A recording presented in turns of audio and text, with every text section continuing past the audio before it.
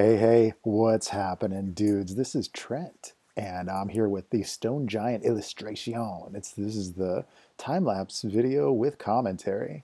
And what that means is of course, if you want to watch the real-time video, if you're like, want to dissect my artwork and figure out all the processes and the layer effects and all the fancy trickery that I use, you can, of course, go on over to my Gumroad link. The link is, of course, in the section below, the text section below, and pick that up. But if you're here to just kind of hear a little bit of commentary about how this piece came together, I had a lot of fun doing this one. I realized I had been writing this book about a city that's built on the back of this enormous stone giant. And I had not even really shown anything other than the foot and the town itself, or the city itself up on its back.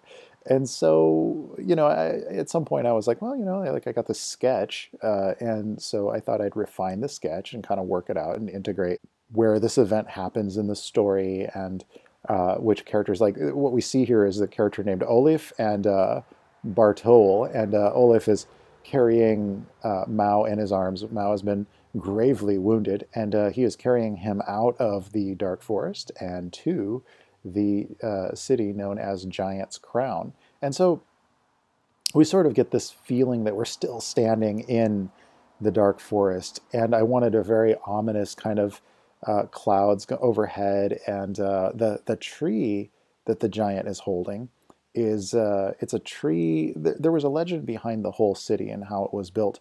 There was a legend that there was an instrument of war during the old War of the Furies, and there was an instrument of war who was a giant stone beast, and but they brought him to life. They gave him consciousness, and then they told him to go out and kill the other Furies, and he didn't want to do that too much, so he turned his back on the war, and he just wandered the earth. And as he was wandering the earth, he found a fallen Fury, a woman, and in his heart he felt sort of remorse. He felt pity and remorse, and he felt, some people would even say that he fell in love, that he felt a feeling of love towards this fallen Fury who would have been his enemy, actually, but in his sort of remorse for all of his the violence that he had been a part of for so long, he held this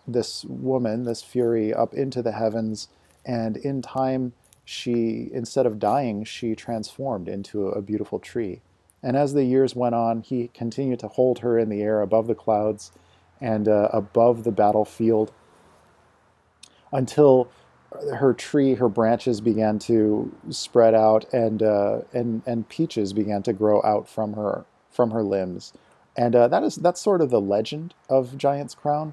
But when people saw this massive stone creature standing on the horizon and these beautiful peaches, they wanted them. They wanted to be among them. They seek high ground. Humans always tend to seek high ground. And not just for the beautiful views, I think, because them peaches looked mighty tasty, is what one of the characters says. And so they scaled the giant, and they began to hollow out caverns throughout his stone body, and along his face and around his arms. And they had built a city. After 100 years, they had built a city on his back. So there are roadways and bridges and even railways that pass through the giant's body. But beyond that, the civilization began to split into two distinct, I guess, class systems or classes. So the extremely wealthy began to migrate up into the peaches, where they have lavish parties and they just drop their trash down onto the giant's back.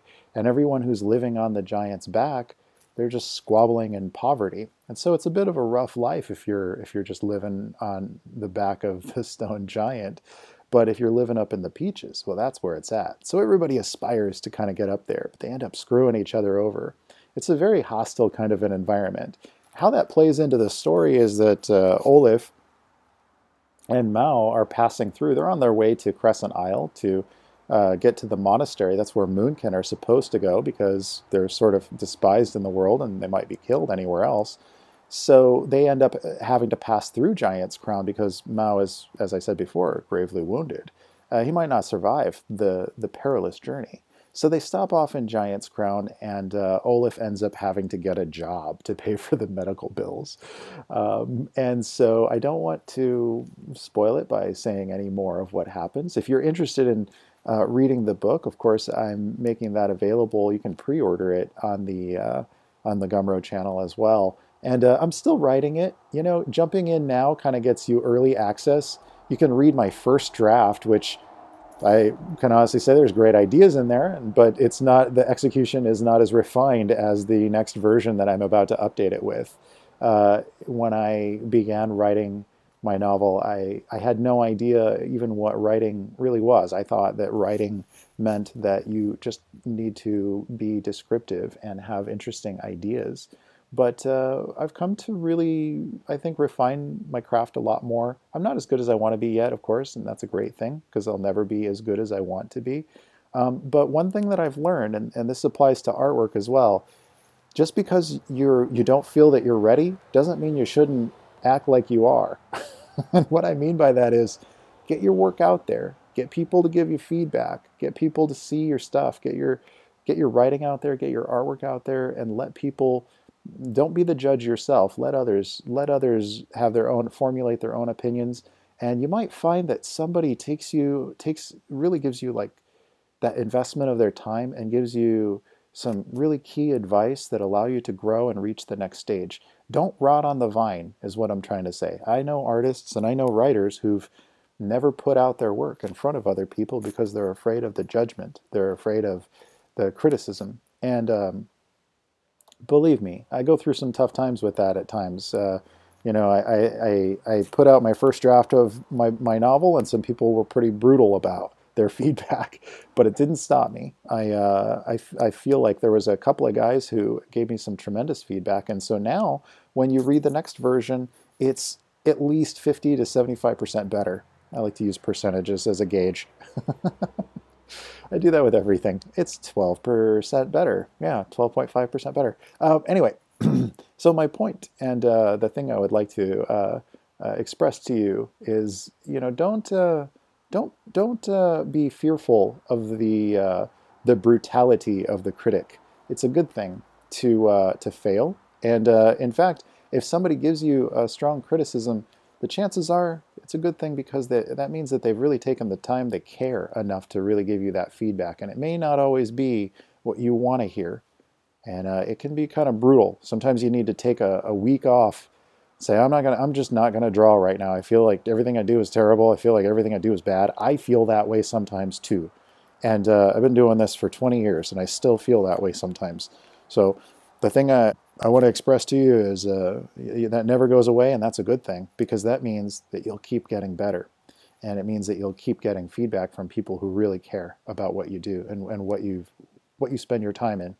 And so on that note, I want to thank you guys so much for stopping by. I've been posting a lot more of these videos. I'm back, of course, from my vacation. I'm thrilled to be back in the saddle and recording some new videos for you. This one I actually recorded the video a couple of weeks ago, and I'm glad to finally get a chance to do some commentary for it. Getting back into writing on the book again, and got about the first 6 or 7 chapters almost refined enough to release. So I'll be really eager to hear your feedback and your harsh, brutal criticism. No, I'm just kidding. It comes with the job. It comes with the job. But if you're stopping by and you're checking out the free videos, I certainly appreciate that. If you want to learn all of my techniques and how I paint, how I draw, and how I put all these images together, that's all available in my box set of tutorials in the link below. And until next video, dudes, always remember to draw with passion. And I'll catch you all in the next video. All right, ciao, baby.